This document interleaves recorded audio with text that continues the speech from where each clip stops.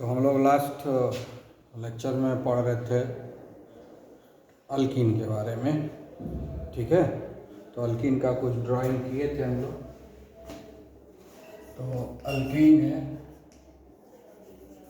इसका जो general formula होता है वो होता है CnH2n। यही फार्मूला होता है। n = 2 से शुरू होता है, इन्फिनिटी तक जाता है। अल्कीन अल्कीन क्या है? अनसैचुरेटेड हाइड्रोकार्बन है, इसमें डबल बॉन्ड होता है। तो हम लोग अभी तक पढ़े थे n = 2 है तो C2H4। दूसरा पढ़े थे n = 3 तो C3H6। उसके बाद n = 4 पढ़े थे हम लोग C4H8। तो इसका ये स्ट्रक्चर हो गया, इसका ये स्ट्रक्चर हो गया।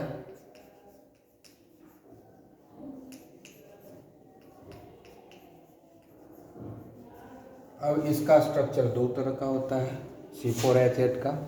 तो अभी तक क्या है, C4H8 का अगर हम देखेंगे तो 4 कार्बन को हम दो तरीके से अरेंज कर सकते हैं। यहाँ डबल बॉन्ड दिए तो यहाँ 2 हो गया, यहाँ भी 2 हो गया हाइड्रोजन, 3 हो गया, 5 हो गया, यहाँ पर 6, 1 2 3 4 है ना, 1 2 3 4 सभी कार्बन का 4 4 देख लिए।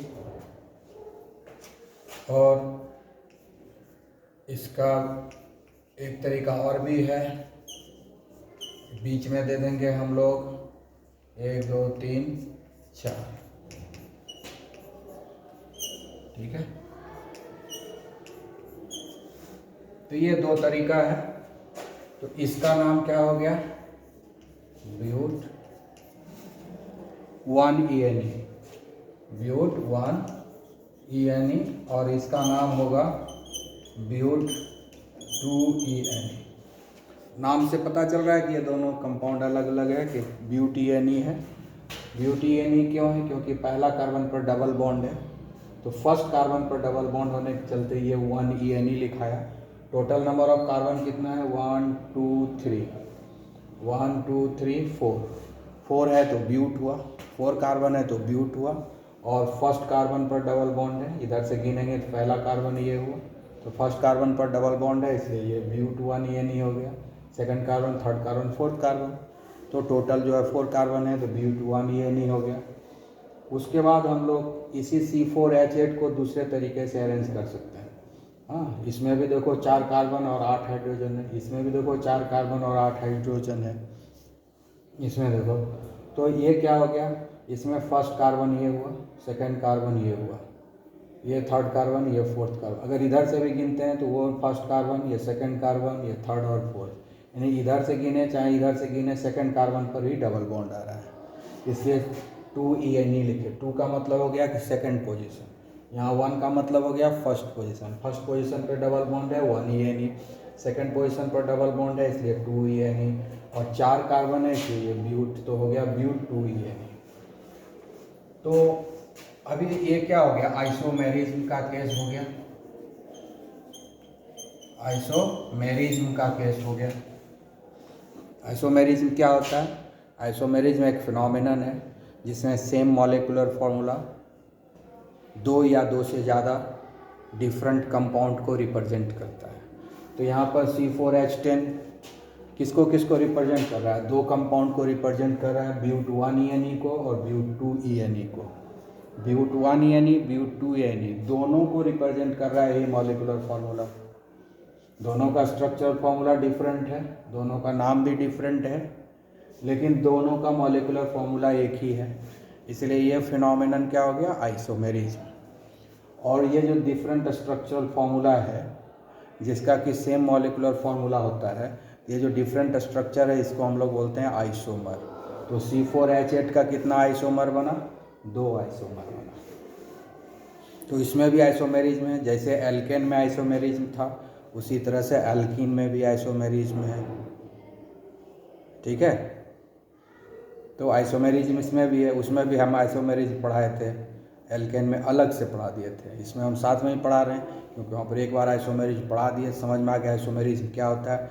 आइसोमेरिज्म क्या है, एक फिनोमेनन है ना, जिसमें कि एक ही मॉलिक्यूलर फार्मूला है ना, एक से ज़्यादा मॉलिक्यूलर कंपाउंड को रिप्रेजेंट करता है। 2 or more different compound have different structured formula but belong to the same molecular formula।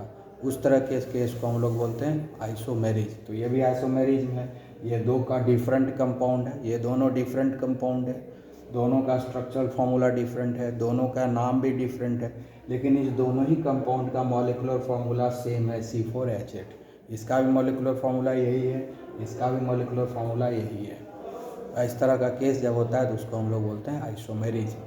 तो कितना आइसोमर हो गया, C4H8 का 2 आइसोमर हो गया, C4H का कितना आइसोमर हो गया, 2 आइसोमर। ये भी आइसोमर हुआ, ये 2 आइसोमर, कितना हुआ, 2 आइसोमर।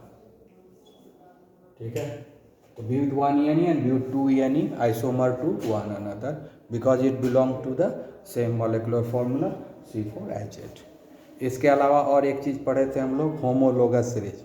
एल्केन में पढ़े थे ना होमोलोगस सीरीज, तो यहाँ भी होमोलोगस सीरीज है। ये हुआ होमोलोगस सीरीज ऑफ अल्कीन। कैसे हुआ देखो, होमोलोगस एल्कीन का पहला प्रोडक्ट कौन है, C2H4। एल्कीन का पहला प्रोडक्ट कौन है, C2H4। एल्कीन का दूसरा प्रोडक्ट कौन है, C3H6। तो दोनों के बीच में क्या डिफरेंस है, इस दोनों के बीच में ये जो सारा है इसका स्ट्रक्चर देखो क्या क्या है। सबका जनरल फार्मूला सेम है, जनरल फार्मूला सेम है, सबका जनरल, तीनों का जनरल फार्मूला सेम है, CnH2n जनरल फार्मूला सेम है। फंक्शनल ग्रुप देखो सेम है, फंक्शनल ग्रुप भी सेम है, सेम है CnH2n। और यहाँ फंक्शनल ग्रुप भी सेम है। फंक्शनल ग्रुप क्या है, डबल बॉन्ड। फंक्शनल ग्रुप क्या है, इसमें सब में एक एक डबल बॉन्ड है, सब में एक एक डबल बॉन्ड है, तो सबका फंक्शनल ग्रुप भी सेम है। और दोनों के बीच में डिफरेंस कितना है, यहाँ 2 कार्बन है, यहाँ 3 कार्बन है, तो 1 कार्बन का डिफरेंस, यहाँ 4 हाइड्रोजन है, यहाँ 6 हाइड्रोजन है, तो 2 हाइड्रोजन का डिफरेंस यानी CH2 का डिफरेंस है। तो अब तीसरा चीज क्या है, डिफरेंस ऑफ CH2 क्या है, डिफरेंस ऑफ CH2 है, डिफरेंस ऑफ CH2। तो ये 3 चीज जब हो गया तो इसको हम लोग बोलते हैं homologous series, homologous series of alkyne.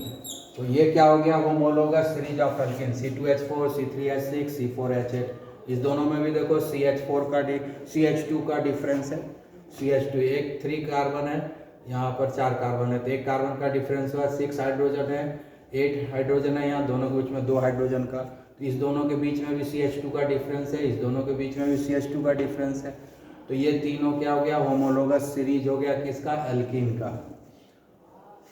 ठीक है, तो एल्कीन का होमोलोगस सीरीज लिखने का आएगा, उसके बाद n = अगर हम 5 लेंगे तो हो जाएगा C5H10।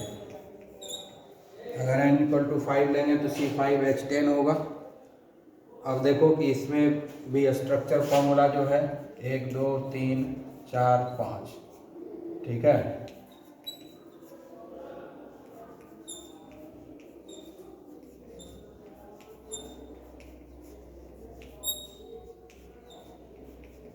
ठीक है,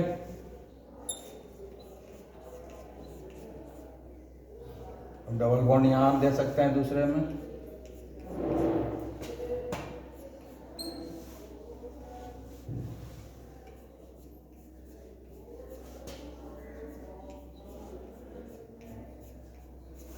ठीक है। इसका देखो कंडेंस फार्मूला क्या लिखेगा, इसका कंडेंस फार्मूला लिखेगा CH3 CH2 CH फिर CH2, इसका कंडेंस फार्मूला। ब्यूट 2ANE का कंडेंस फार्मूला क्या लिखाएगा, यहाँ देखो CH3 CH, फिर CH और फिर CH3। ये कंडेंस फॉर्मूला हो गया इसका। ठीक है, इसका कंडेंस फॉर्मूला क्या लिखाएगा? CH3 CH2 CH2 CH CH2। इसका कंडेंस फॉर्मूला क्या लिखाएगा? CH3 CH2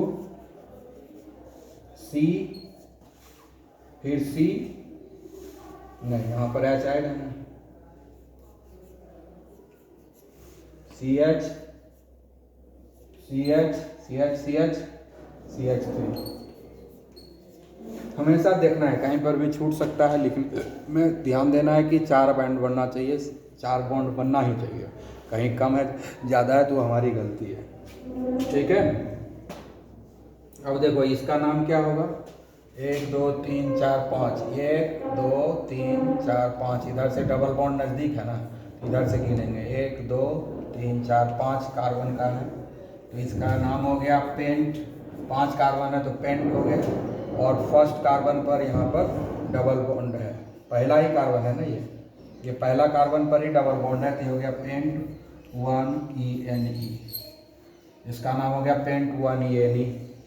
अभी दूसरे में देखते हैं, 1 2 3 4 5। तो इधर से लेते हैं तो सेकंड पर आता है डबल बॉन्ड, लेकिन इधर से गिनते हैं 1 2 3 4 5। इधर से भी 5 कार्बन है, इधर से भी, लेकिन जब इधर से गिनते हैं 1 2 3 तो थर्ड पर आता है डबल बॉन्ड। और इधर से जब गिनते हैं तो 1 2 2 पर आता है डबल बॉन्ड। तो जिधर से पोजीशन कम आता है उधर से ही हम गिनते हैं, जिधर से पोजीशन कम आता है, ठीक है, उधर से ही गिनते हैं। तो इधर से सेकंड ये इसका पोजीशन कम आता है, 2 पर ही डबल बॉन्ड आता है। 1 2 3 इधर से गिनते हैं तो 3 पर डबल बॉन्ड आता है। चेन दोनों तरफ से सेम है 5 5 कार्बन का, लेकिन एक तरफ से जो आ रहा है उसमें डबल बॉन्ड जो है थर्ड पोजीशन पर है और इधर से आ रहा है सेकंड पोजीशन पर। तो जहाँ पर पोजीशन कम मिलता है हम उसी तरफ से गिनते हैं। तो इधर से गिनेंगे 1 2 3 4 5, तो 5 कार्बन है, तो ये हो गया हमारा पेंट। ठीक है, ये हो गया पेंट। और सेकंड कार्बन पर डबल बॉन्ड है, इसलिए हम लिखेंगे 2ENE। ठीक है, पेंट 2ENE, पेंट 2ENE। ठीक है, पेंट 2ENE लिख दिया। तो ये दोनों अलग अलग हो गया, paint 1ENE and paint 2ENE। यानी C5H10 को भी हम दो तरीके से अरेंज कर सकते हैं, दो डिफरेंट कंपाउंड है। तो ये भी आइसोमेरिज्म का केस हो गया। ठीक है, ये भी आइसोमर हो गया, ये दोनों आइसोमर हो गया। C5H10 को हम दो तरीके से लिख सकते हैं, दो तरीके से अरेंज कर सकते हैं। स्ट्रक्चर में स्ट्रक्चरल फॉर्मूला डिफरेंट है, pent 1ENE and pent 2NE दोनों का स्ट्रक्चर फॉर्मूला डिफरेंट है, लेकिन दोनों का मॉलिक्यूलर फॉर्मूला सेम है C5H10, इसलिए यहाँ भी आइसोमेरिज्म आ रहा है। C5H10 भी आइसोमेरिज्म शो कर रहा है। C5H10 का कितना आइसोमर है? 2 आइसोमर है। कितना आइसोमर है? 2 आइसोमर। तो paint 1E and pent 2NE जो है एक दूसरे का आइसोमर है। ठीक है, तो जैसे जैसे 3 कार्बन तक कोई आइसोमेरिज्म नहीं आता है, लेकिन चौथा कार्बन से आइसोमेरिज्म शो करने लगता है। एल्केन में भी देखे थे कि 3 कार्बन तक कोई आइसोमेरिज्म नहीं था, लेकिन चौथा कार्बन से आइसोमेरिज्म शो करने लगा था। तो 3 कार्बन तक कोई आइसोमेरिज्म नहीं होता है, 1 कार्बन 2 कार्बन 3 कार्बन तक आइसोमेरिज्म नहीं होता है, लेकिन जैसे ही किसी भी कंपाउंड में 4 कार्बन हो जाता है तो आइसोमेरिज्म का चांसेस बन जाता है। इसलिए हमको देखना है कि आइसोमेरिज्म हो रहा है या नहीं हो रहा है। ठीक है, तो जैसे यहाँ पर हम लोग C4H8 है, इसका भी 2 आइसोमर है। उसी तरह C5H10 है, इसका भी 2 आइसोमर है। तो ये और जैसे जैसे हम लोग आगे बढ़ते जाएंगे नंबर ऑफ आइसोमर भी बढ़ेगा। इसमें दोनों में तो 2 ही आइसोमर है, लेकिन n का वैल्यू 6 लेंगे ना, C6H12 हो जाएगा। तो उसमें देखेंगे कि 3 आइसोमर बनता है। उसमें कितना बनेगा? 3 आइसोमर बनेगा। ठीक है, अब यहाँ पर ध्यान से देखने की बात है कि इस दोनों के बीच में कितना का डिफरेंस है? CH2 का डिफरेंस है। इस दोनों के बीच में भी CH2 का डिफरेंस है, और इसके बीच में भी डिफरेंस देखिए तो CH2 का ही आ रहा है। यहाँ 4 कार्बन है, यहाँ 5 कार्बन है, एक कार्बन का डिफरेंस हुआ, यहाँ 8 हाइड्रोजन है, यहाँ 10 हाइड्रोजन है, तो 2 हाइड्रोजन का डिफरेंस हुआ, तो इस दोनों के बीच में भी CH2 का डिफरेंस है। इसका मतलब क्या हो गया कि ये जो लिखे हैं C2H4, ये जो लिख रहे हैं ये है होमोलोगस सीरीज ऑफ अल्कीन। ये क्या हो गया, होमोलोगस सीरीज ऑफ अल्कीन लिखे। होमोलोगस सीरीज ऑफ अल्कीन लिखने कहेगा तो यही लिख देंगे सारे मॉलिक्यूलर फॉर्मूला को सीरियली।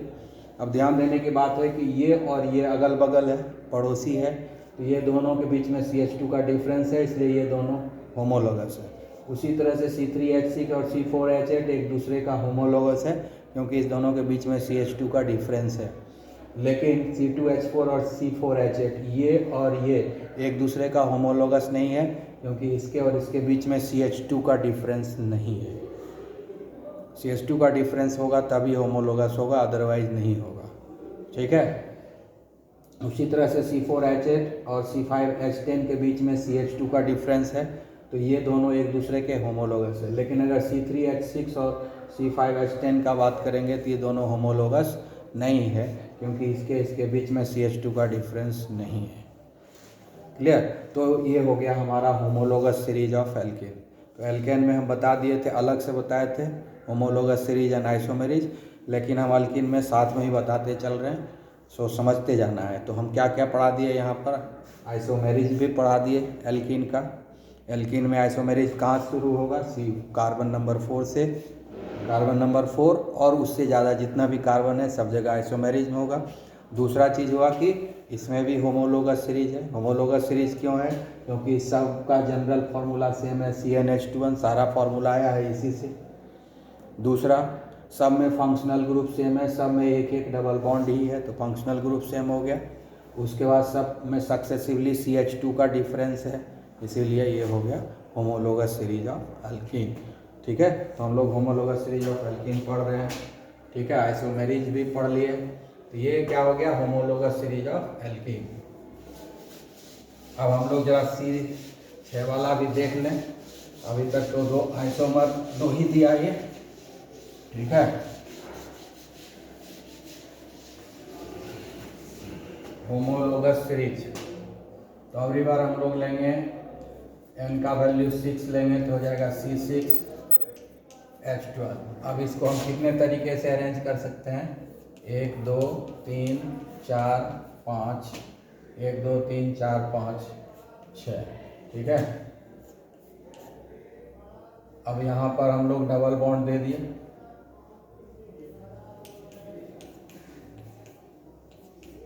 अगर ऐसे डंडा छोड़ के भी छोड़ देंगे तो भी हो जाएगा, क्योंकि सब का मतलब है कि यहाँ हाइड्रोजन है। अगर इस तरह से बना भी देंगे तो छोड़ देंगे, इसका मतलब है कि कुछ नहीं लिखा है, इसका मतलब वहाँ हाइड्रोजन है, तो इस तरह भी लिख के हम छोड़ सकते हैं। ठीक है। तो इसका कंडेंस फार्मूला क्या हो जाएगा, ये हो गया CH3, ये हो गया CH2, ये हो गया CH2, ये हो गया CH2, ये हो गया CH, एक ही H है, और ये फिर हो गया CH2। ठीक है। ये कंडेंस फार्मूला हो गया। दूसरे तरीके से हम अरेंज कर सकते हैं, 1 2 3 4 5 6, 3 3 6। अभी डबल बॉन्ड यहाँ था इसमें, अब हम डबल बॉन्ड यहाँ कर दिए। ठीक है। 4 बॉन्ड बन गया, यहाँ भी देखो 4 बॉन्ड बन गया, 1 2 3 4। यहाँ भी 4 बॉन्ड बन गया, 1 2 3 4। यहाँ भी 4 हो गया, सब जगह 4 4 बॉन्ड हो गया, है ना। डंडा खड़ा है ना, डंडा जो लिख दिया है उसका मतलब बॉन्ड है, बॉन्ड के मतलब उससे हाइड्रोजन से जुड़ा हुआ है। इसका कंडेंस फार्मूला क्या होगा, CH3 ये होगा, ये CH2 हो जाएगा, ये भी CH2 हो जाएगा, ये CH हो जाएगा, ये CH हो जाएगा, ये CH3 हो जाएगा। ये 2 तरीके से अरेंजमेंट हो गया। तीसरा अरेंजमेंट भी आ जाएगा, 1 2 3 4 5 6। अब यहाँ पर होगा,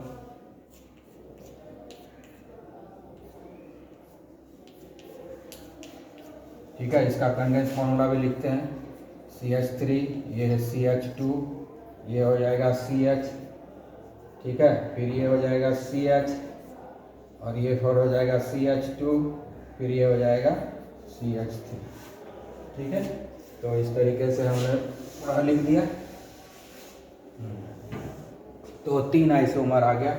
इसका नाम क्या हो जाएगा, हेक्स 1 2 3 4 5 6, ठीक है, 1 2 3 4 5 6, तो हेक्स हो गया। डबल बॉन्ड फर्स्ट कार्बन पर है इसलिए लिखेंगे हेक्स 1 ENA, ठीक है। अब इसके बारे में लिखेंगे, ये भी 6 1 2 3 4 5 6 है, हेक्स है ना, 1 2 3 4 5 6, तो 2 पर डबल बॉन्ड है तो ये हो गया हेक्स 2 ENA, है ना, सेकंड पर डबल बॉन्ड है। अब इसमें देखते हैं, ये भी 6 कार्बन है, 1 2 3 4 5 6, तो ये भी हो गया हेक्स, है ना, 6 कार्बन को हेक्स लिखते हैं, 1 2 3, तीसरा पर डबल बॉन्ड है, 1 2 3, दोनों तरफ से तीसरे पर डबल, हेक्स 3 ENA, तो 3 डिफरेंट कंपाउंड हो गया, hex 1 ENA, hex 2 ENA, hex 3 ENA, लेकिन तीनों का मॉलिक्यूलर फार्मूला क्या हुआ, C6H12 हो गया, तो ये भी आइसोमेरिज हो गया। और ध्यान देने की बात है कि जैसे ये हेक्स 2 ENA है, हम ये डबल बॉन्ड यहाँ दिए हैं, हम इधर भी तो दे सकते हैं, किधर से भी 2 होगा, दोनों सेम होगा, 1 2 3 4 5, 1 2 3 4 5, ठीक है। तो डबल बॉन्ड हम यहाँ पर दिए हुए हैं, सेकंड पर, हम इधर से सेकंड पर दे देते हैं।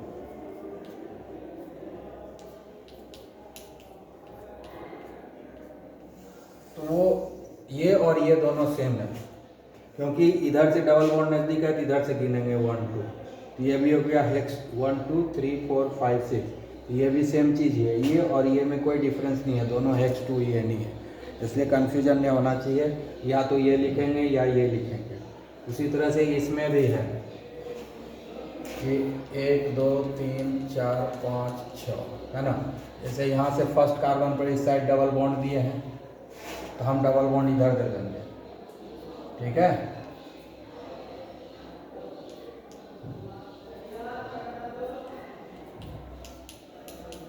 तो ये भी वही हो गया, मतलब क्या हुआ, ये भी वही चीज़ है, यही है, जैसे ये है, ये दोनों सेम चीज़ है, ये दोनों भी सेम चीज़ है, ये भी हेक्स 1 ENA है, क्योंकि इधर से फर्स्ट कार्बन पर डबल बॉन्ड है, तो दोनों सेम चीज़ है, ठीक है। ये तो एकदम बीच में 3 इधर कार्बन है 3 इधर कार्बन है, ये तरह से, तो इस तरह लिखें चाहे इस तरह लिखें, ये हो गया हेक्स 2 ENA, ठीक है।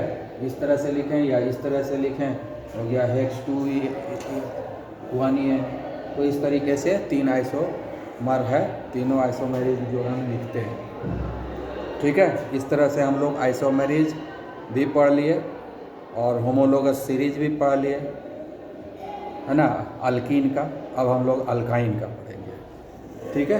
तो ये सब बात का ध्यान रखना है, इसको अच्छे से प्रैक्टिस करना है, होमोलोगस सीरीज क्या होता है, आइसोमेरिज्म क्या होता है, ये सारे चीज़ का प्रैक्टिस करना है। और ये भी ध्यान रखना है कि स्ट्रक्चर हम लोग कैसे लिख देते हैं, तो काउंटिंग पर नाम, जब कोई भी किसी भी तरह का स्ट्रक्चर लिखा हुआ है उसका हम नाम लिखना शुरू करेंगे, नाम जब लिखेंगे ना तब अपने आप समझ में आ जाएगा कि सेम कंपाउंड है कि डिफरेंट कंपाउंड है, ठीक है ना। तो IUPAC नेम लिखने के बाद अपने आप पता चल जाता है, इसलिए घबराना नहीं, IUPAC नेम भी सिखाएंगे हम अलग से, okay. Have a nice day.